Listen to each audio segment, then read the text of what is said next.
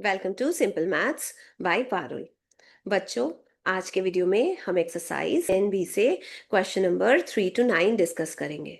तो चलिए स्टार्ट करते हैं। क्वेश्चन नंबर 3 सॉल्व करते हैं। यहाँ गिवन है एक्स एंड वाई दो क्वांटिटीज है एंड दोनों इनवर्सली वैरी कर रही है। हमें दो ये x and y inversely vary कर रही है, दैट मीन्स जब एक्स इंक्रीज कर रहा है तो वाई डिक्रीज कर रही है। इस टेबल में हमें एल एम एंड एन की वैल्यूज अननोन है, तो इन तीनों एल एम एन की वैल्यूज फाइंड आउट करनी है। अब क्योंकि ये गिवन है कि ये इनवर्स वेरिएशन है, इसलिए ये it implies that x and corresponding y का जो प्रोडक्ट होगा वो एक कांस्टेंट के बराबर होगा। इसका मतलब इस टेबल में जितने भी कॉरेस्पॉन्डिंग x एंड y है उन सभी का प्रोडक्ट एक कांस्टेंट होगा। That means x1 y1 is equals to x2 y2 is equals to x3 y3 is equals to x4 y4 and so on. तो चलिए अब हम x इंटू वाई की वैल्यू फाइंड आउट करते हैं। In first values of x and y के लिए एक्स वाई का प्रोडक्ट हो जाएगा 4 4 16, तो यहाँ हम 16 लिख देंगे। अगेन इस second value of x and y के लिए एक्स वाई का प्रोडक्ट होगा 8 into L, that is 8l, तो हम यहाँ 8l लिख दिए। Now in third values of x and y के लिए एक्स वाई का प्रोडक्ट होगा 2 इंटू एम, तो यहाँ हम 2m लिख दिए। Now in fourth value of x and y के लिए एक्स वाई का प्रोडक्ट होगा 32 इंटू एन, तो यहाँ हम 32n लिख दिए। यहाँ से हम देख रहे हैं कि ये चारों products, that is first value of X Y का product, second value of X Y का product, third value of X Y का product and fourth value of X Y का प्रोडक्ट सेम है, तो इन चारों को हम इक्वल कर सकते हैं। तो इस इक्वेशन को हम यहाँ लिख रहे हैं 16 is equals to 8l is equals to 2m is equals to 32n। ये चारों इक्वल है ना। अब हम इन दोनों को एक बार में लेंगे, that is 16 is equals to 8 into L. अब 16 2m के भी इक्वल है, तो हम लिख सकते हैं 16 is equals to 2m definitely. अब ये चारों क्योंकि इक्वल है तो 16 32n के भी इक्वल हुआ, तो हम यहाँ लिख सकते हैं 16 इज इक्वल्स टू 32n। हमें तीन इक्वेशंस मिले, इससे हम l की वैल्यू फाइंड आउट कर सकते हैं, सेकेंड इक्वेशन से हम m की वैल्यू एंड इस थर्ड इक्वेशन से n की वैल्यू फाइंड आउट कर सकते हैं। 8 को यहाँ LHS में ले जाएंगे तो 16 को डिवाइड करेगा, 2 जा 16 होता है तो L की वैल्यू 2 निकल के आई। सिमिलरली 2 को LHS में ले जाएंगे तो 16 को डिवाइड करेगा, 2 8 जा 16 होता है तो M की वैल्यू 8 निकल के आई।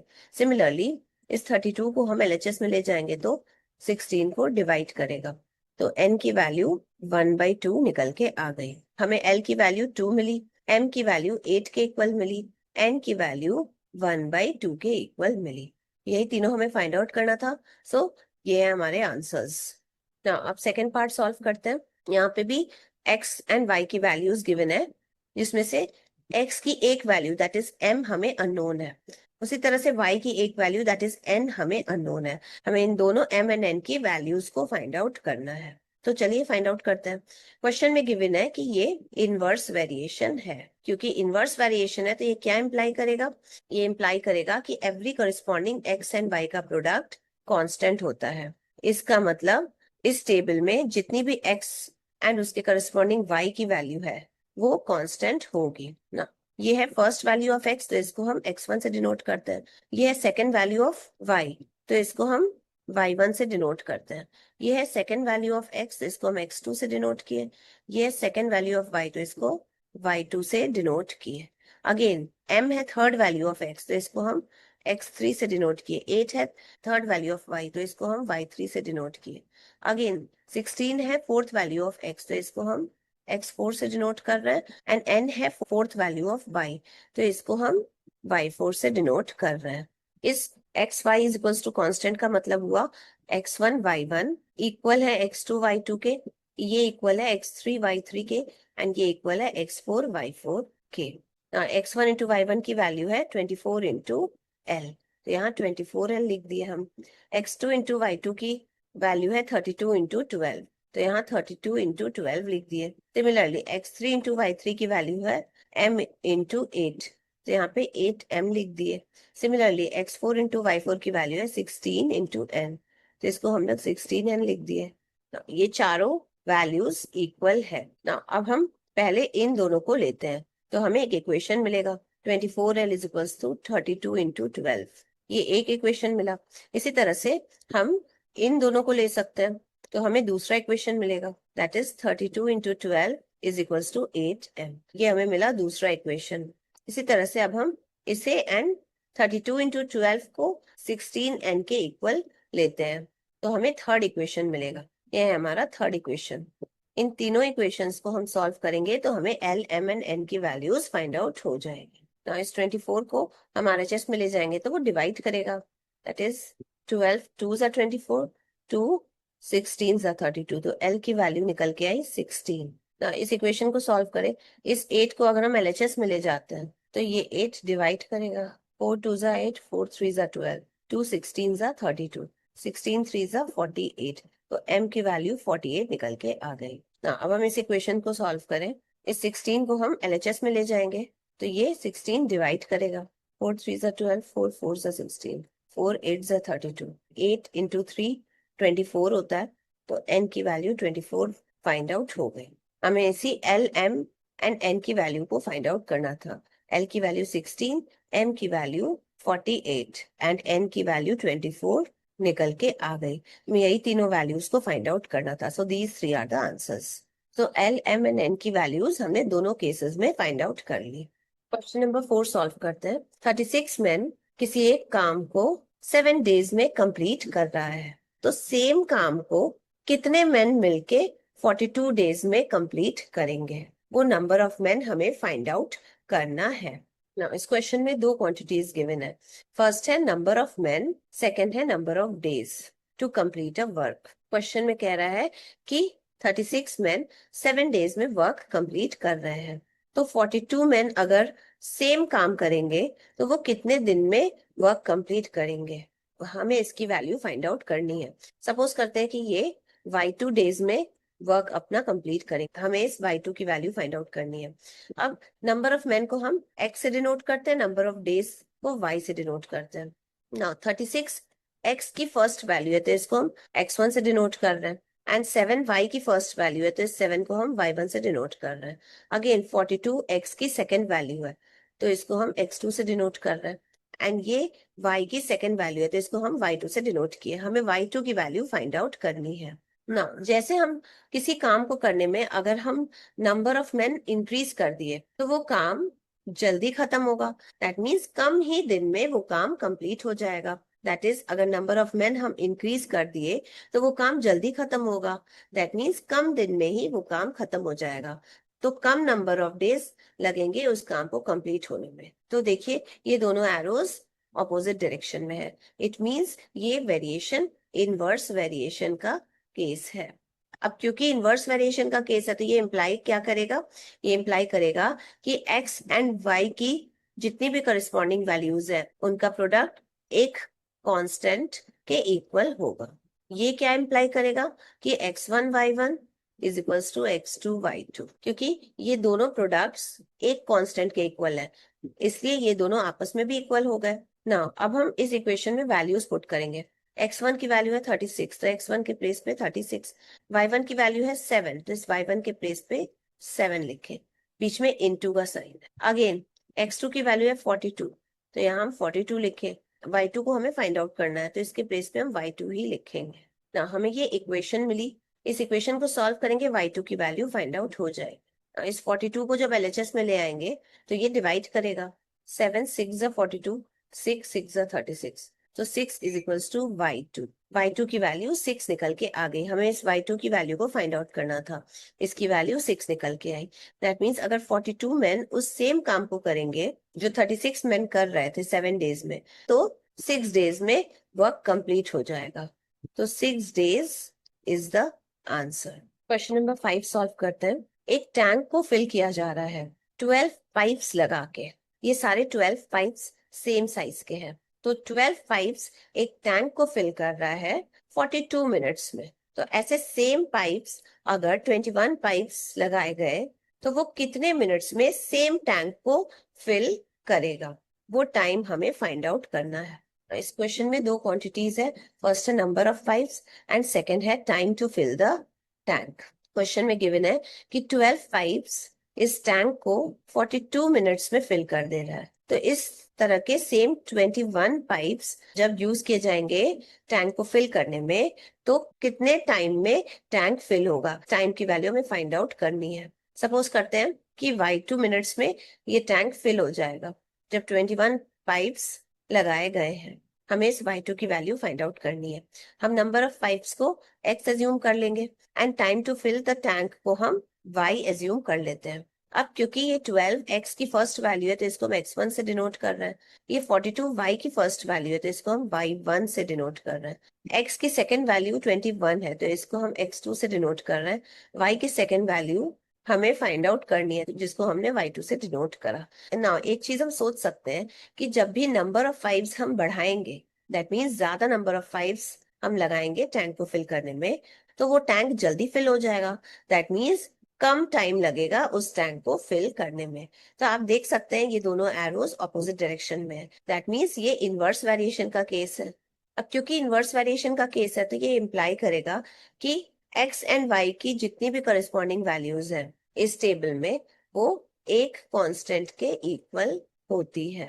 एंड ये चीज क्या इम्प्लाई करेगा कि x1 y1 is equals to x2 y2। ये कैसे हुआ? क्योंकि ये प्रोडक्ट एक कांस्टेंट के इक्वल है, ये प्रोडक्ट भी उसी कांस्टेंट के इक्वल है, तो हम कह सकते हैं ये दोनों आपस में इक्वल है, डेफिनेटली कह सकते हैं। तो चलिए इस इक्वेशन में हम x1 y1 x2 y2 की वैल्यू फाइंड आउट करें ना। इस फर्स्ट केस में x1 इंटू y1 की वैल्यू हो जाएगी 12 इंटू 42, तो यहाँ हम 12 इंटू 42 लिख देंगे। सिमिलरली इस सेकेंड केस के लिए x2 इंटू y2 की वैल्यू हो जाएगी 21 इंटू y2, तो यहाँ हम 21 इंटू y2 लिख देंगे ना। अब हमें ये इक्वेशन मिला, यहाँ से हम y2 की वैल्यू फाइंड आउट कर सकते हैं डेफिनेटली। इस 21 को हम LHS में ले जाएंगे तो डिवाइड करेगा, 3 4 जा 12, 3 7 जा 21, 7 6 जा 42, 6 4 जा 24 is equals to y2। y2 की वैल्यू 24 निकल के आ गई। हमें इस y2 की वैल्यू फाइंड आउट करनी थी, इसकी वैल्यू 24 निकल के आ गई। दैट मीन्स जब 21 पाइप्स लगाए जा रहे हैं टैंक फिल करने के लिए तो 24 डेज में ही वो टैंक फिल हो जाएगा।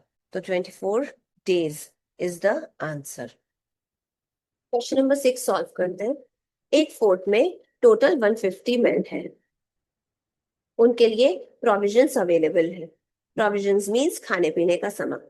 अगर 150 मैन डेली इन प्रोविजंस को यूज करते हैं तो ये खाने पीने का सामान टोटल 45 डेज तक चलेगा।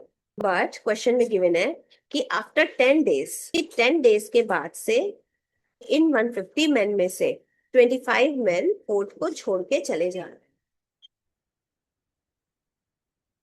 तो जो बचे हुए मैन हैं अब दैट मीन्स अब 10 डेज के बाद से, दैट मीन्स आफ्टर 10 डेज अब 150 मैन प्रोविजंस नहीं, अब ओनली अब कुछ कम मैन प्रोविजंस यूज करेंगे। दैट मीन्स कुछ कम मैन उसी खाने पीने के सामान को यूज करते जाएंगे।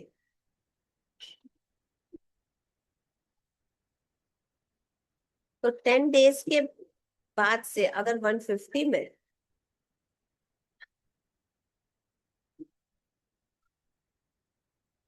तो 10 डेज के बाद से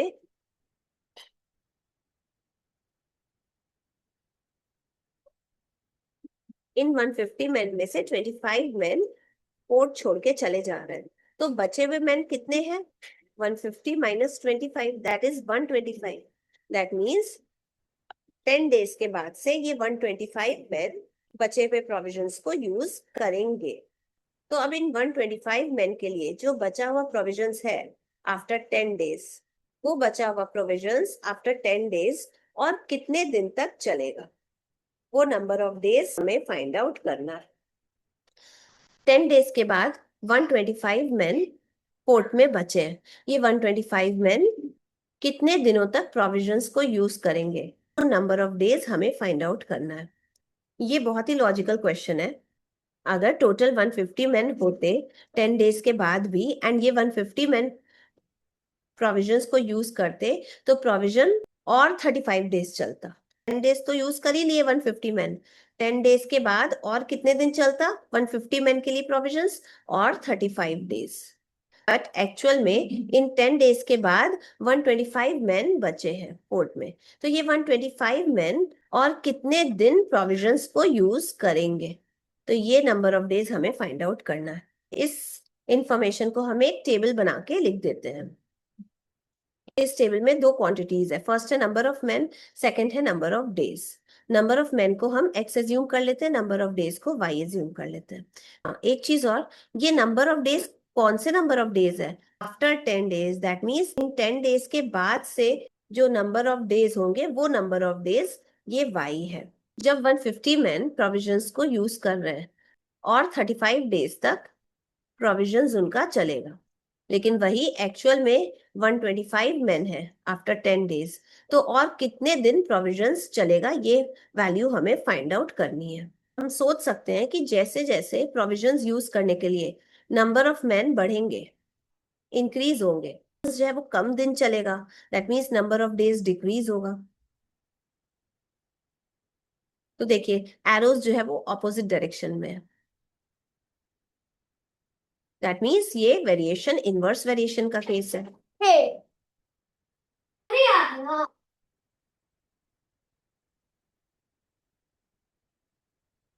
ये वेरिएशन इनवर्स वेरिएशन का केस है। अब क्योंकि इनवर्स वेरिएशन का केस है, तो x इंटू वाई की वैल्यू एक कांस्टेंट के इक्वल होगी। क्या पापा? एक कांस्टेंट के इक्वल होगी।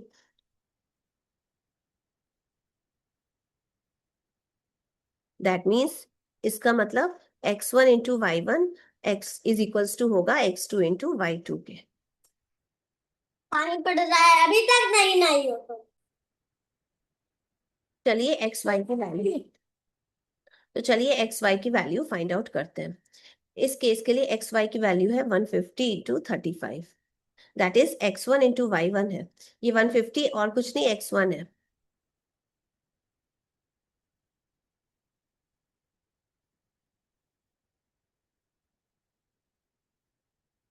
ना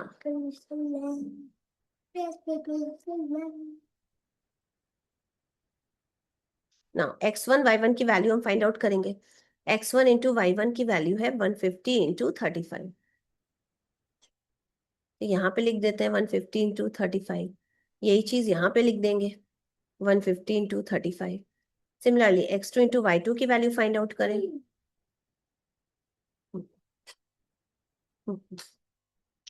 आज मैम आएगी कि नहीं? ना यहाँ पे हम y2 एज्यूम कर लेते हैं कि नंबर ऑफ कि 10 डेज के बाद से और y2 डेज लगेंगे 125 मैन।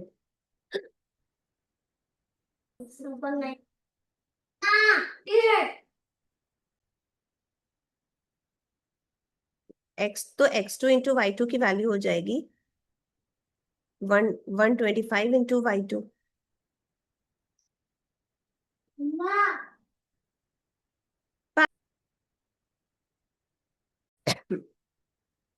तो x2 इंटू वाई टू की वैल्यू हो गई 125 इंटू वाई टू। ये हमें इक्वेशन मिला, इसको सॉल्व करेंगे तो y2 की वैल्यू फाइंड आउट कर सकते हैं।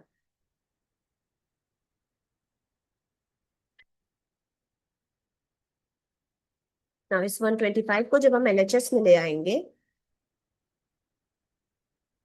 ना इस 125 को जब हम LHS में ले आएंगे तो ये डिवाइड करेगा।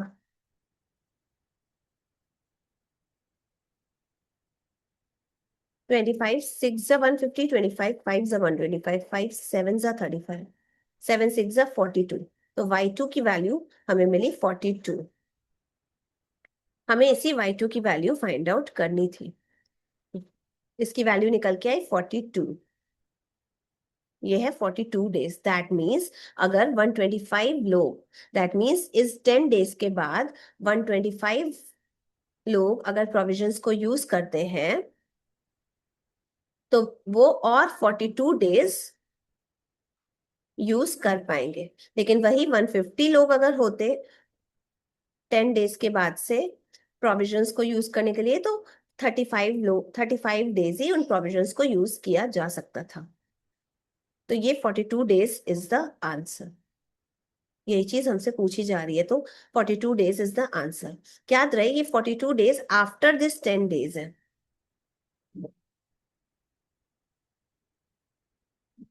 दैट मीन्स जो 125 लोग बचे आफ्टर 10 डेज, वो और 42 डेज प्रोविजंस को यूज कर सकते हैं।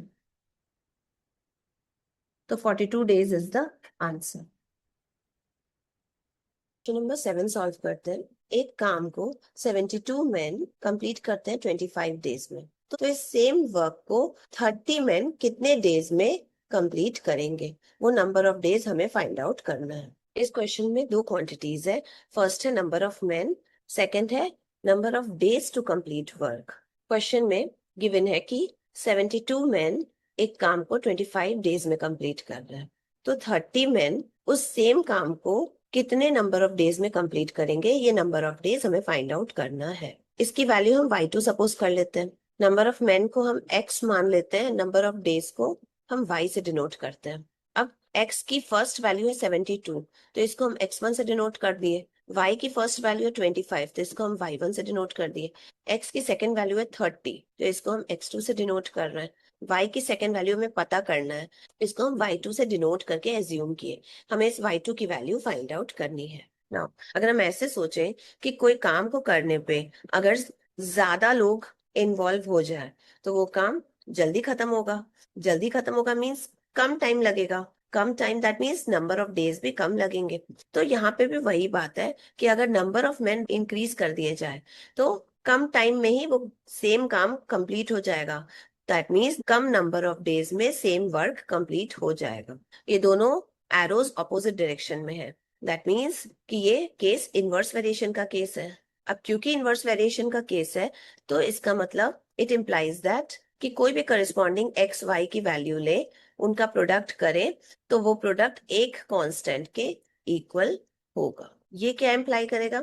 ये इम्प्लाई करेगा कि x1 y1 is equals to x2 y2 होता है।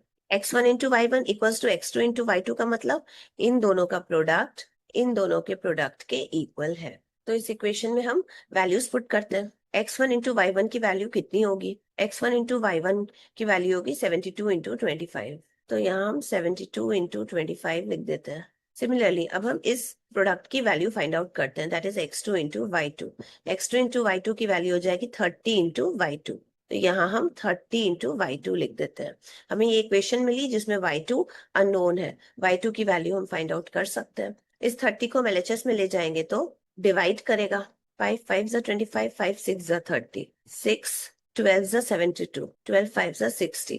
y2 की वैल्यू 60 के इक्वल निकल के आ गई। हमें इस y2 की वैल्यू ही फाइंड आउट करनी थी। इसकी वैल्यू 60 निकल के आ गई। दैट मीन्स अगर 30 मैन सेम वर्क को करते हैं तो उस काम को करने में 60 डेज लग जाएंगे। तो 60 डेज इज द आंसर।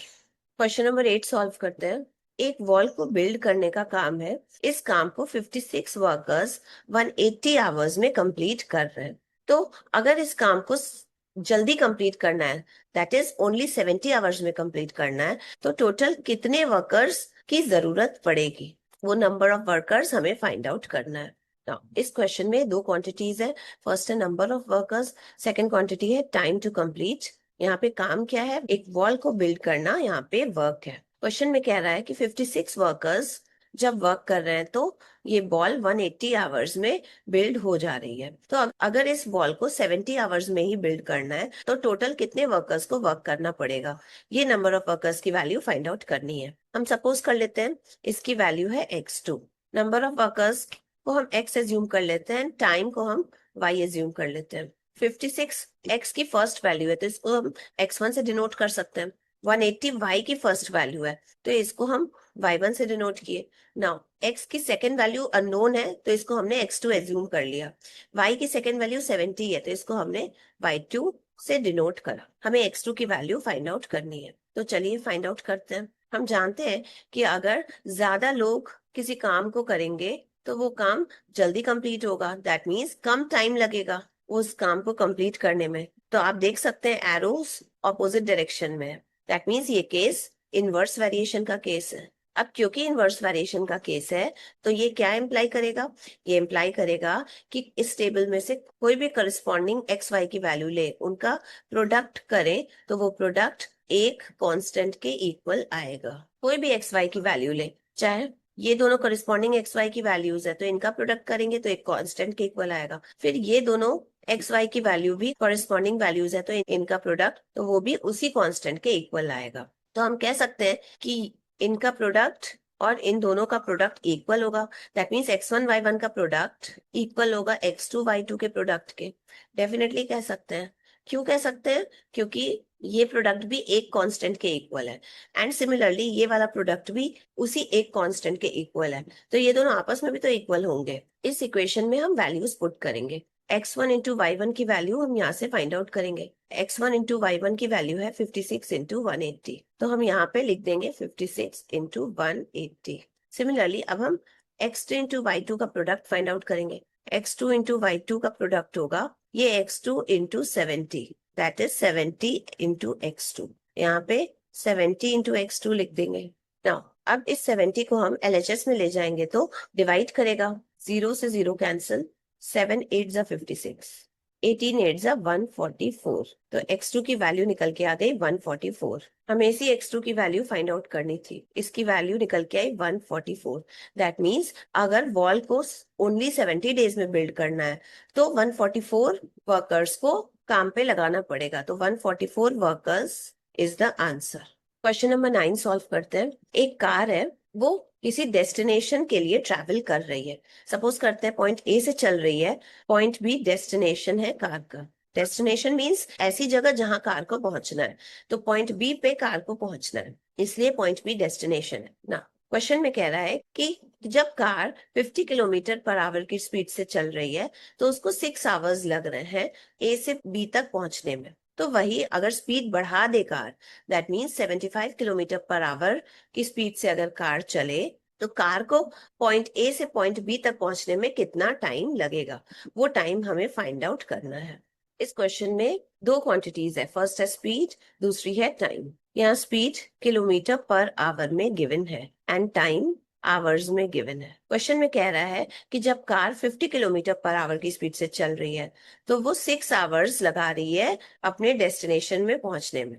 तो वही अगर कार स्टार्टिंग से 75 किलोमीटर पर आवर की स्पीड से चले तो उसको कितना टाइम लगेगा, उतने ही डिस्टेंस को ट्रैवल करने में, दैट इज पॉइंट ए से पॉइंट बी तक ट्रैवल करने में कितना टाइम लगेगा, वो टाइम फाइंड आउट करना है हमें। हम सपोज कर लेते हैं कि y2 टाइम लगेगा, इस y2 की वैल्यू हमें फाइंड आउट करनी है। तो चलिए फाइंड आउट करते हैं। स्पीड को हम यहाँ x एज्यूम कर लेते हैं, टाइम को y एज्यूम कर लेते हैं। 50 x की फर्स्ट वैल्यू है तो 50 को हम x1 से डिनोट कर रहे हैं। वही 6 y की फर्स्ट वैल्यू है तो 6 को हम y1 से डिनोट कर रहे हैं। ना x की सेकेंड वैल्यू 75 है, 75 को हम x2 से डिनोट कर रहे हैं। y की सेकेंड वैल्यू हमें अननोन है लेकिन हमने इसको एज्यूम किया y2 की वैल्यू हमें फाइंड आउट करनी है ना। एक चीज हम सोच सकते हैं, अगर स्पीड बढ़ाया जाए तो कार जल्दी डेस्टिनेशन पे पहुंचेगी, दैट मीन्स कम टाइम लगेगा उसको डेस्टिनेशन में पहुंचने में। तो आपने देखा दोनों एरोज ऑपोजिट डायरेक्शन में, दैट मीन्स ये केस इनवर्स वेरिएशन का केस है। अब क्योंकि इनवर्स वेरिएशन का केस है तो इसका मतलब ये इम्प्लाई करेगा कि इस टेबल में से कोई भी करस्पॉन्डिंग एक्स एंड वाई की वैल्यू ले तो उनका प्रोडक्ट एक कांस्टेंट के इक्वल आएगा। ये क्या इम्प्लाई करेगा कि अगर हम इस एक्स एंड वाई का प्रोडक्ट ले तो वो एक कांस्टेंट के इक्वल आएगा। सिमिलरली इस एक्स एंड वाई का प्रोडक्ट ले हम तो वो भी उसी सेम कांस्टेंट के इक्वल आएगा। दैट मीन्स हम कह सकते हैं कि इन दोनों का product that is x1 into y1 equal है किसके, इन दोनों के प्रोडक्ट के, that is x2 into y2। अब इस इक्वेशन में हम वैल्यूज पुट करेंगे। तो चलिए x1 इंटू y1 की वैल्यू फाइंड आउट करते हैं। x1 इंटू y1 की वैल्यू हो जाएगी 50 इंटू 6, दैट इज 300। यहाँ हम इस टेबल में ही हम x इंटू वाई की वैल्यू लिख देते हैं, तो x1 इंटू y1 हो जाएगा 300। सिमिलरली x2 इंटू y2 की वैल्यू हो जाएगी 75 इंटू y2, तो यहाँ हम ऊपर लिख देते हैं 75/2। इस इक्वेशन के अकॉर्डिंग ये दोनों वैल्यूज इक्वल है। x1 इंटू y1 की वैल्यू है 300, यहाँ हम 300 लिख के x2 इंटू y2 की वैल्यू है 75/2, तो यहाँ हम 75/2 लिख दिए। ये हमें एक इक्वेशन मिला, इसको सॉल्व करेंगे y2 की वैल्यू फाइंड आउट हो जाएगी। इस 75 को जब LHS में ले जाएंगे तो 300 को डिवाइड करेगा। 15 5 जा 75, 15 20 जा 300, 5 4 जा 20। y2 की वैल्यू 4 निकल के आई। y2 की वैल्यू हमें फाइंड आउट करनी थी, तो y2 की वैल्यू 4 निकल के आ गई। दैट मीन्स जब कार ज्यादा स्पीड से चलेगी, that is 75 kilometre per hour की स्पीड से चल रही है, तो वही डिस्टेंस वो 4 आवर्स में कंप्लीट कर ले रही है। दैट मीन्स वो जल्दी अपने डेस्टिनेशन पे पहुंच जा रही है। तो 4 आवर्स इज द आंसर। तो बच्चों, ये हमने कंप्लीट कर ली एक्सरसाइज 10B। ये एक्सरसाइज इनवर्स वेरिएशन पर बेस्ड थी। अगर एक्सप्लेनेशन अच्छा लगा हो तो लाइक एंड सब्सक्राइब करना ना भूलें। मेरे वीडियोस को सिस्टमैटिकली वॉच करने के लिए just go to my playlist. मिलते हैं नेक्स्ट वीडियो में, जहां हम वर्क एंड टाइम डिस्कस करेंगे। Till then, thank you and bye bye.